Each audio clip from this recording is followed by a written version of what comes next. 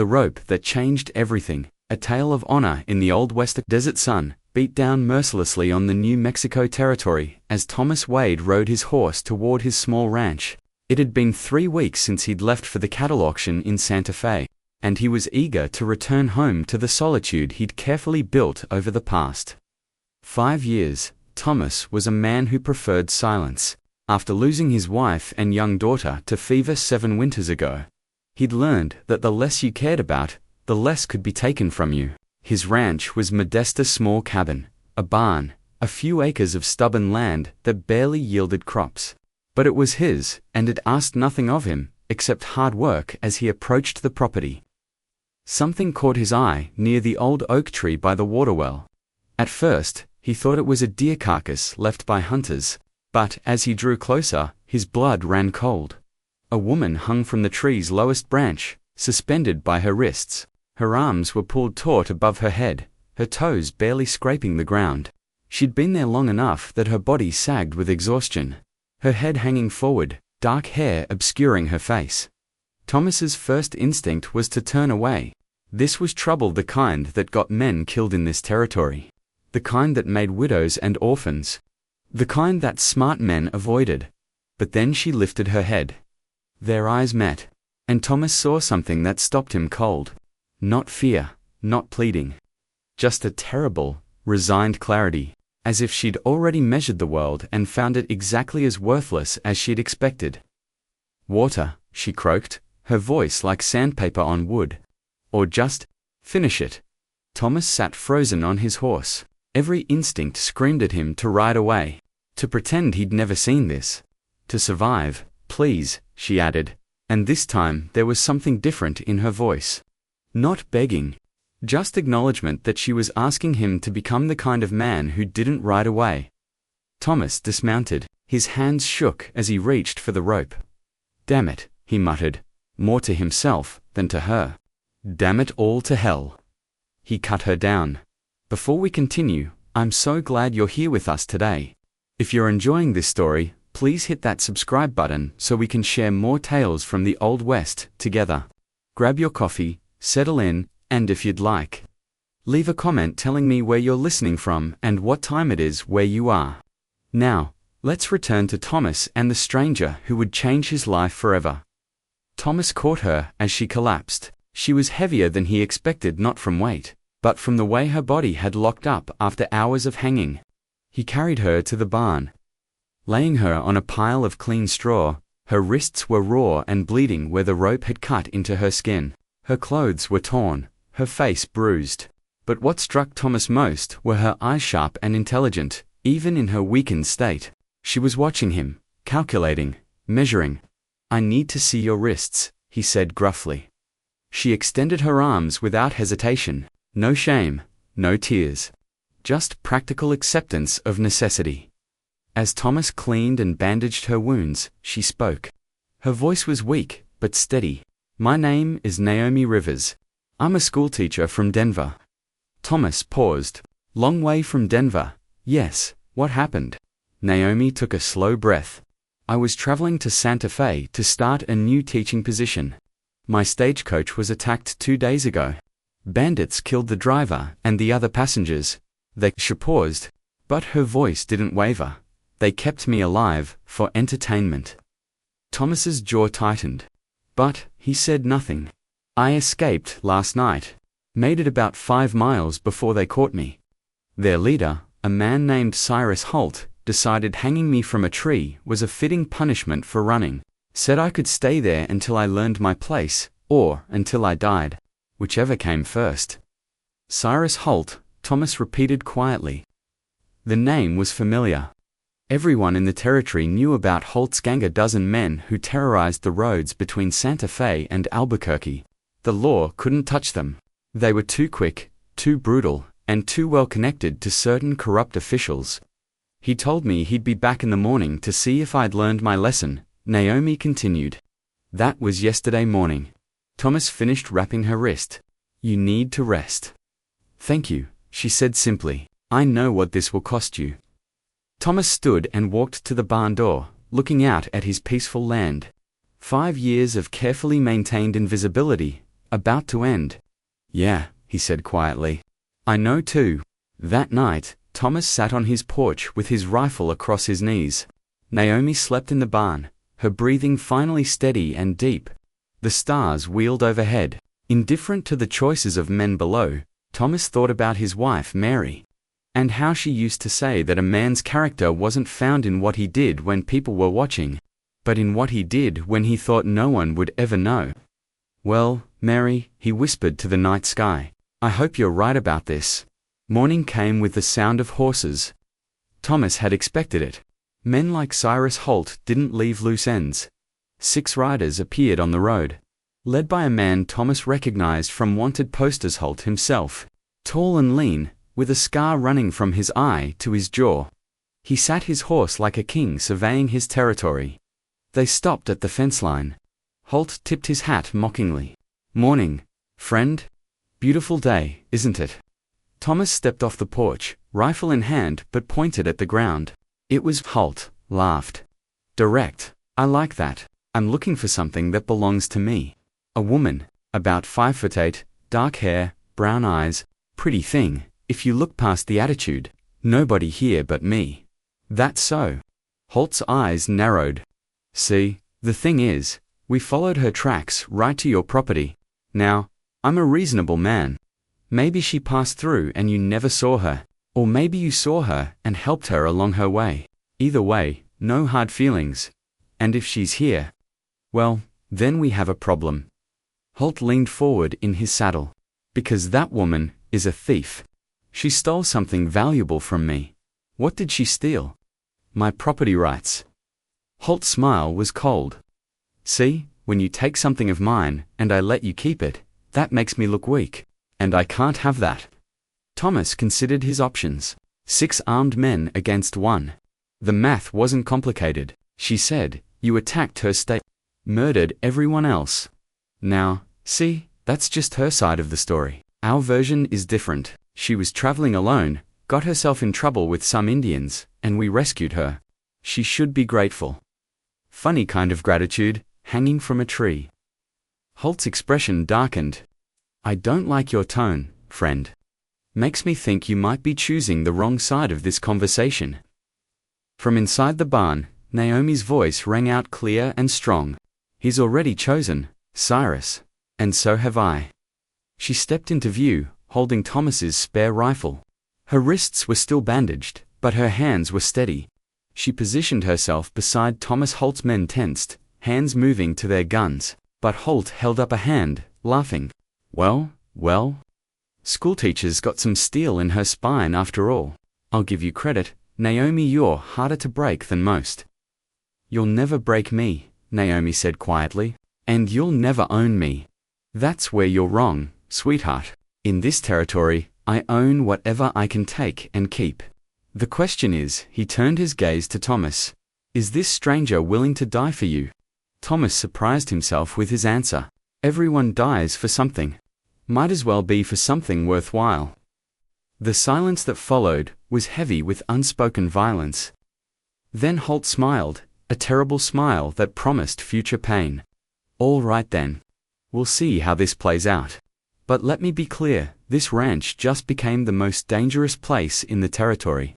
Every dawn could be your last. Every shadow could hide a bullet. You chose this. He turned his horse.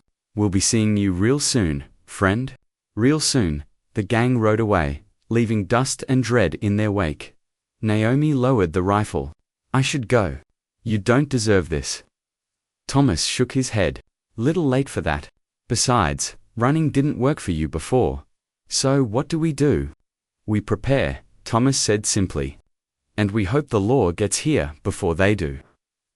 Over the next 2 days, Thomas and Naomi transformed the ranch into a fortress.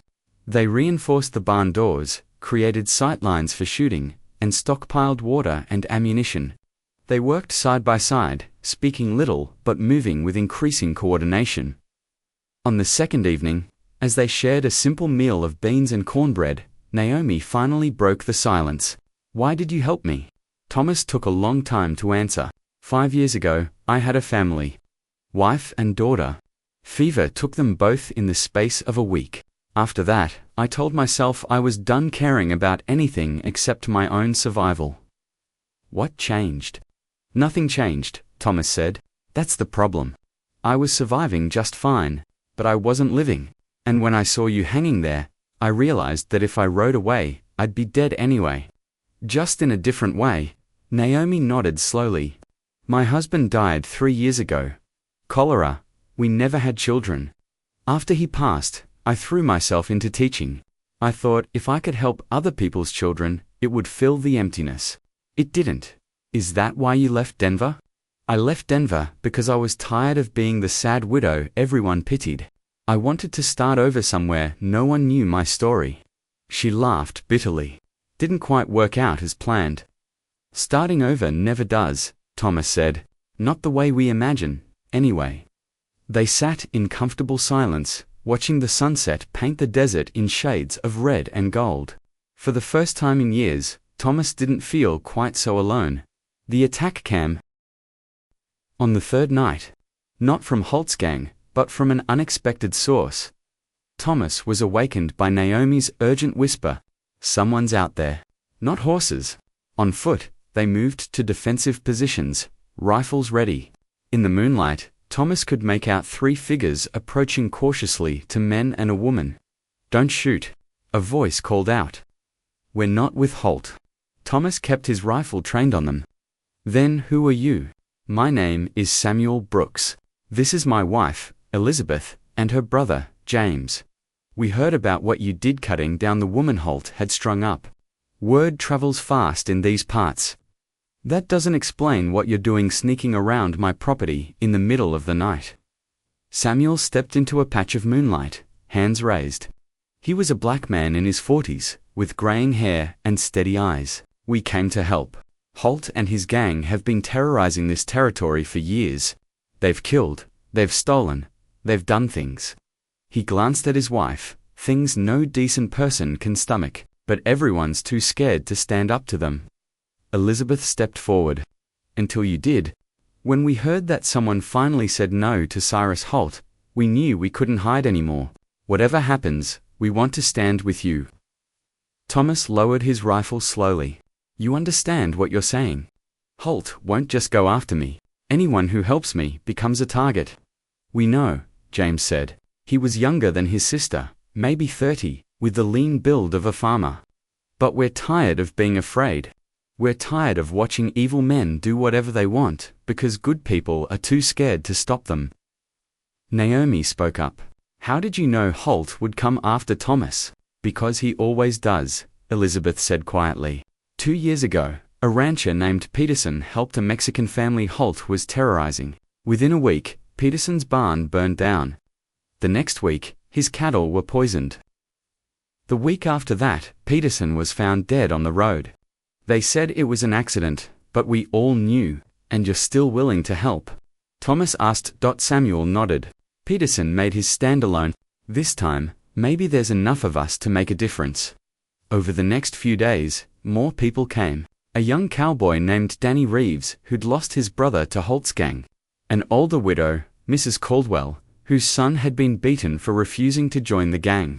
A Mexican rancher, Miguel Cortez, whose daughter had been harassed by Holt's men. They came in 1s and 2s, until there were 12 of them in total. They weren't soldiers or gunfighters, just ordinary people who'd decided they'd had enough. Thomas found himself in the unexpected role of leader. He organized watch rotations, coordinated defenses, and tried to keep everyone's spirits up. It wasn't something he'd asked for, but it was something he couldn't walk away from. One evening, Naomi found him alone on the porch. You're good at this, she said. Leading people. Thomas shook his head. I'm just trying to keep everyone alive. That's what leadership is. Making sure the people who trust you don't regret it. What if I can't? What if Holt comes with his full gang and we're all killed? Then at least we'll die standing up, Naomi said simply. That's more than most people manage. She sat beside him, close enough that their shoulders touched. Neither of them moved away. The message came on a Sunday morning, delivered by a terrified boy of about 10 who rode up on a mule, threw a note at Thomas's feet, and immediately galloped away. The note was written in an elegant hand that didn't match the viciousness of its content. Mr. Wade, you've gathered quite the little rebellion. I'm impressed. But let's be honest about what this is: a group of farmers and shopkeepers playing at being heroes. I could come with my full gang and burn everything to the ground, but where's the sport in that? Instead, I propose a solution that gives you a fighting chance. 3 days from now, at noon, come to Adobe Flats. Just you and the woman. No one else. We'll settle this the old-fashioned way, 6-on-2. If you win, we leave this territory and never come back. If we win, well, you won't be around to worry about it. Your choice. Mr. Wade, bring your little army and watch them die. Or meet us like a man and at least give yourselves a chance. Regards. Cyrus Holt. Thomas read the note aloud to the assembled group. Silence followed. Finally, Samuel spoke. It's a trap. Of course it's a trap, Naomi said, but it's also our best option. How do you figure that? Danny asked. Naomi began pacing. Think about it. Holt's gang numbers at least 15 men. If they attack the ranch, they'll overwhelm us eventually.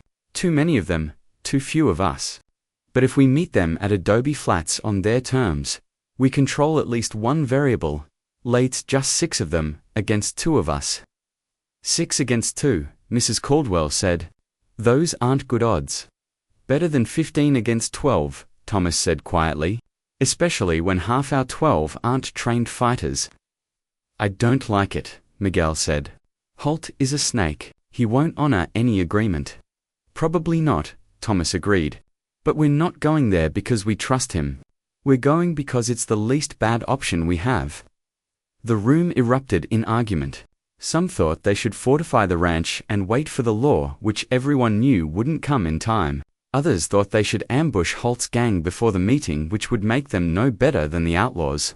A few thought they should all just leave the territory and start over somewhere else. Naomi whistled sharply, silencing everyone. Listen to me. I know what men like Cyrus Holt are capable of. I've seen it. I've lived it. They don't stop. They don't get bored and move on. They keep coming until they win, or until someone stands up to them so effectively that they can't come back. She turned to Thomas. This is my fight. You cut me down from that tree, and I'm grateful. But I won't let you die for me. I'll go alone. No, Thomas said simply. Thomas, I said no. He stood and faced the group. Here's the truth. We're all going to die someday. The only question is whether we die as people who stood up when it mattered, or as people who hid when things got hard. I'm going to Adobe Flats. Naomi's going with me. The rest of you can choose what you want to do. Samuel stood. We're coming to— No, Thomas said firmly. If this goes wrong, someone needs to survive to tell the story, to make sure people know what happened. That's more important than revenge. But Samuel, please. Thomas's voice softened. You have a wife. Danny, you're barely 20. Mrs. Caldwell, you've already lost a son. I'm not letting any more good people die because of my choices. The room fell silent. Finally, Elizabeth spoke. If you're doing this, then at least let us help you prepare. 3 days isn't much time. The next 3 days passed in a blur of activity. Thomas and Naomi practiced shooting until their hands were sore and their ears rang. Samuel, who'd served in the army before the war, gave them tactical advice. Miguel taught them tricks he'd learned growing up on the rough streets of Juarez, but the most unexpected help came from Mrs. Caldwell. On the second evening, she pulled Naomi aside and handed her a small Derringer pistol. Hide this in your boot, the older woman said. Men like Holt think women are helpless. Use that against him. Naomi examined the tiny gun. Have you ever used one of these? Mrs. Caldwell's eyes hardened. Once, on the man who killed my son. The sheriff ruled it self-defense, but the truth is, it was justice, pure and simple. That night, Thomas couldn't sleep. He found Naomi sitting on the porch, staring at the stars. Having second thoughts? She asked without looking at him. About 1,000 of them. Thomas sat beside her. Naomi, if things go bad tomorrow, don't, she interrupted. Don't say goodbye. Not yet, They sat in silence for a long moment. Then Naomi spoke again. "Do you believe in fate, Thomas?" "Never gave it much thought." "I do. I think I was meant to be on that stagecoach. Meant to be captured. Meant to hang from that tree, and meant to be found by you. That's a lot of suffering for fate to put you through, maybe. Or maybe all that suffering was just the path to something better, to this moment, right here." She turned to look at him. "I was dead inside, Thomas. Going through the motions of living, but not really alive. And then you cut that rope." Thomas met her eyes. "I cut the rope because I couldn't walk away. Not because I'm brave or noble. I just couldn't." "That's what makes it brave," Naomi said softly. She reached out and took his hand. "Whatever happens tomorrow, I want you to know you gave me something worth fighting for. Not revenge, not survival, but the idea that maybe, just maybe, there are still good people in this world." Thomas squeezed her hand. "For what it's worth, you gave me something to, a reason to stop hiding." They stayed like that for hours, hands clasped, watching the stars wheel overhead. When the sun finally began to rise, they were still there, two broken people who'd found something in each other that might just be worth dying for. Adobe Flats was a desolate stretch of land about 10 miles from Thomas's ranch, nothing but cracked earth, a few scattered rocks, and the ruins of an old mission that had been abandoned decades ago. It was the kind of place where bad things happened and no one was around to witness them. Thomas and Naomi arrived at 11:30. They dismounted and checked their weapons one final time. Thomas carried his rifle and a revolver. Naomi had her own rifle and the small derringer hidden in her boot. "They're already here," Naomi said quietly, nodding toward the mission ruins. Sure enough, 6 figures emerged from behind the crumbling walls. Cyrus Holt led the way, flanked by his most trusted men. They spread out in a loose semicircle, creating a killing field with Thomas and Naomi at the center. "Right on time," Holt called out cheerfully. "I appreciate punctuality. Shows character." "Let's get this over with," Thomas said. "Not so fast." Holt held up a hand. "First, we need to establish the rules. This is a duel, after all. Very civilized." "What rules?" Naomi asked. "Simple.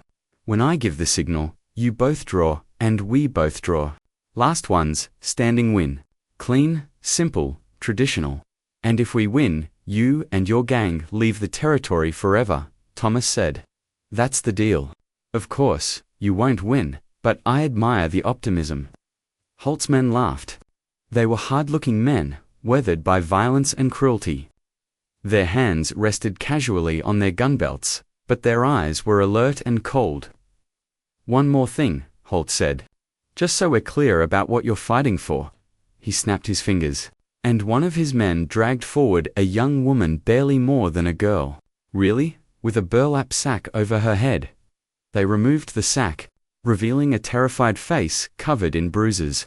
Naomi gasped. "Sarah." The girl nodded, tears streaming down her face. She was gagged and couldn't speak, but her eyes pleaded for help. "You know her?" Holt asked with mock surprise. "She was my student in Denver," Naomi said, her voice shaking with rage. 12 years old. "What did you do to her?" "Me? Nothing yet. See, little Sarah here was on the same stagecoach as you. We've been keeping her safe, wondering what to do with her. Now I know." Holt grinned. "When you die, she becomes my property. Seems fair, don't you think?" Thomas felt his blood turn to ice. "You sick bastard. Now, no need for insults. I'm just making sure you understand the stakes." Holt stepped back. "Gentlemen, take your positions." His 5 men spread out, creating a wide circle around Thomas and Naomi. There was no cover, nowhere to hide. Just open ground and 6 guns against 2. Naomi leaned close to Thomas and whispered urgently, "When this starts, I'm going for Holt. You take the 2 on the left." "Don't worry about me, Naomi, trust me, please." Thomas nodded. His heart was pounding so hard, he thought it might burst from his chest. This was insane. They were going to die here, but at least they'd die fighting. Holt raised his hand. On 312, everything seemed to slow down. Thomas could hear his own heartbeat, could see the sweat on Holt's forehead, could feel Naomi's breathing beside him. 3. The world exploded into violence. Thomas drew and fired in one smooth motion, taking down the man to his left before the outlaw's gun had even cleared leather. He dove to the right, rolled, and came up firing again. The second man stumbled backward, a red stain spreading across his chest. But the other 4 were already shooting. Bullets kicked up dust around Thomas's feet. He felt something burn across his shoulder, a graze, painful but not fatal. He returned fire, forcing the outlaws to scatter for cover behind the mission ruins. Meanwhile, Naomi did something completely unexpected. Instead of going for her rifle, she ran straight at Cyrus Holt, closing the distance before he could properly aim. She was faster than anyone expected, and she was inside his guard before he could react. Holt tried to bring his gun around, but Naomi grabbed his wrist and drove her knee into his stomach. As he doubled over, she yanked the derringer from her boot and pressed it against his neck. "Drop it," she screamed. "Drop your guns or I paint the desert with his brains." The shooting stopped. Holt's remaining 3 men froze, uncertain. "Do what she says," Holt gasped. The derringer was pressed so hard against his throat that his voice came out strangled. One by one, the outlaws lowered their weapons. Thomas kept his rifle trained on them as he moved forward. "Kick your guns away, all of you." They complied, sullenly. The young girl Sarah had collapsed to her knees. Sobbing with relief, Naomi's hand was rock steady on the derringer, but Thomas could see the fury in her eyes. "Give me one reason," she whispered to Holt. "One reason why I shouldn't end you right here." "Because you're not like me," Holt said, his confidence returning, even with a gun to his neck. You help children. You don't kill people in cold blood."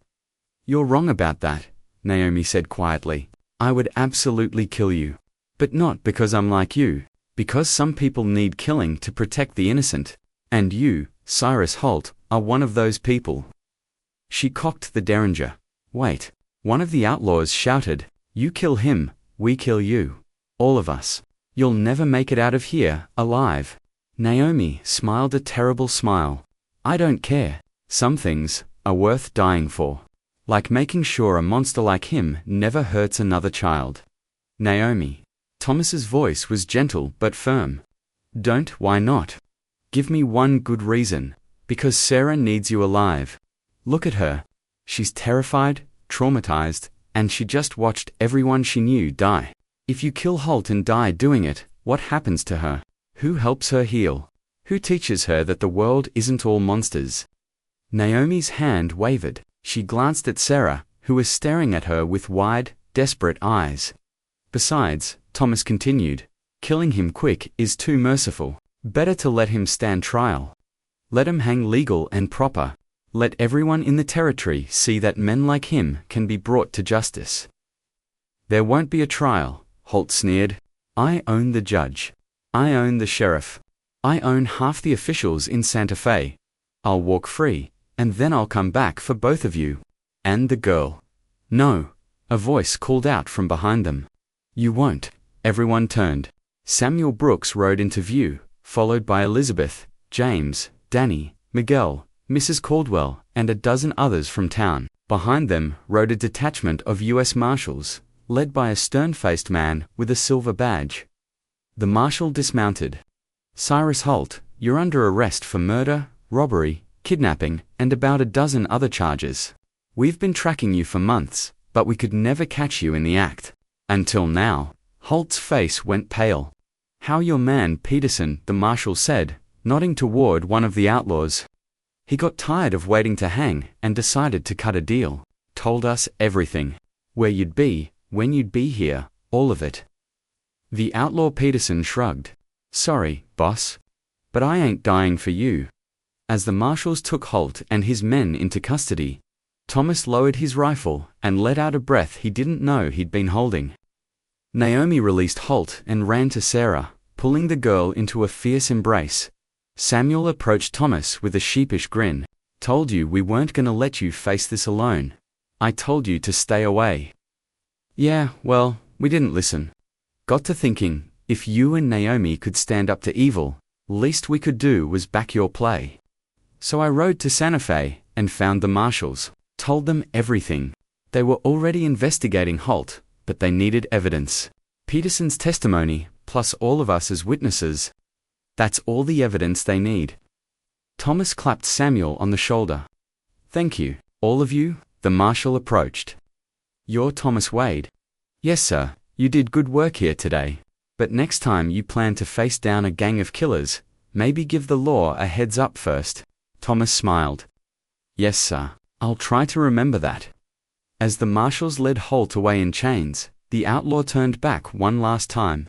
This isn't over, Wade. I'll get out. I always get out, maybe, Thomas said. But this time, people stood up to you. They're not afraid anymore, and that's something you can't shoot, or threaten, or buy your way out of. Holt's expression darkened, but he said nothing else as the marshals hauled him away. Part 8, New Beginnings 3, months later. The ranch looked different. The barn had been expanded. New fences marked clean property lines. A small garden flourished beside the house, tended by Naomi, who'd decided that maybe Santa Fe could wait a while longer. Sarah had stayed too, at least for now. She'd started teaching the younger children in town, working through her trauma by helping others learn. Sometimes at night, she still woke up screaming, but Naomi was always there, holding her until the nightmares passed. Samuel and his family had moved onto the adjacent property, which Thomas had helped them purchase with the reward money from Holt's capture. Together, they were building something that looked like a real community. One evening, as Thomas and Naomi sat on the porch watching the sunset, she took his hand. I've been thinking, she said, about staying permanently, not just until Sarah's better, but for good. Thomas turned to look at her. What about your teaching position in Santa Fe? I can teach here. These children need education just as much as city children, maybe more. And besides, she squeezed his hand, I think I found something here that's worth more than any job. The ranch. The rancher, she said with a small smile. Thomas felt his face grow warm. 3 months ago, he'd been a man content with solitude, convinced that caring about anything was just an invitation for loss. Now he sat beside a woman who'd been through hell and somehow come out stronger, who'd taught him that surviving wasn't the same as living. I'm not an easy man to live with, he said. I'm set in my ways. I don't talk much. Naomi kissed him, cutting off his protests. When she pulled back, she was grinning. Thomas Wade, are you trying to talk me out of the best decision I've made in years? Just want you to know what you're getting into. I know exactly what I'm getting into. A stubborn, grumpy rancher who cuts down hanging women and fights outlaws and cares more than he lets on. Sounds terrible. I can't wait. They sat together as the sun dipped below the horizon, painting the sky in shades of gold and red. In the distance, they could hear Sarah laughing at something Danny Reeves had said. Samuel was singing as he worked on his new barn. The sound of community, of life being lived. Thomas thought about the rope he'd cut 3 months ago, and how that single decision had changed everything. He'd thought he was saving a stranger's life. What he hadn't realized was that he was saving his own. Thank you, he said quietly. For what? For hanging from that tree where I could find you. Naomi laughed. Well, that's certainly a unique thing to be grateful for. But you're welcome, and thank you for being the kind of man who didn't ride away. You know what the strangest part is? Thomas asked. For years, I thought the safest way to live was to not care about anything. Turns out, not caring is the most dangerous thing of all. Because when you don't care, you're already dead. Just haven't stopped breathing yet. And now? Thomas looked at the woman beside him, at the community they'd built, at the life that had grown from a single act of defiance. Now I'm alive. For the first time in a long time, I'm actually alive. As darkness fell, they went inside together. Outside, the desert wind whispered through the grass, carrying with it the promise of new beginnings and second chances. The rope had been cut. The monster had been caught. and two broken people had found each other in the most unexpected way. In the Old West, they said that land was hard and life was cheap. But sometimes, if you were lucky, you found someone worth fighting for. Someone worth risking everything for. And that, more than all the gold in California, was the real treasure. Epilogue. What the story teaches us. This story is a work of fiction, imagined and created to share something important about the values that mattered in the Old West and still matter today. In that harsh land, strength was easy to find. Strong men carried guns, made rules, and had crowds that followed them. But kindness, true kindness was rare, because kindness doesn't show up when it's safe or convenient. It arrives in the quiet moments when no one's watching, when walking away would be so much easier, when helping means putting everything on the line. Thomas Wade didn't cut that rope because he thought he'd be rewarded. He did it because leaving Naomi to die would have killed something essential in himself, the part that made him human instead of just another survivor. Real kindness never asks for recognition. It doesn't calculate the cost. It doesn't wait for perfect circumstances.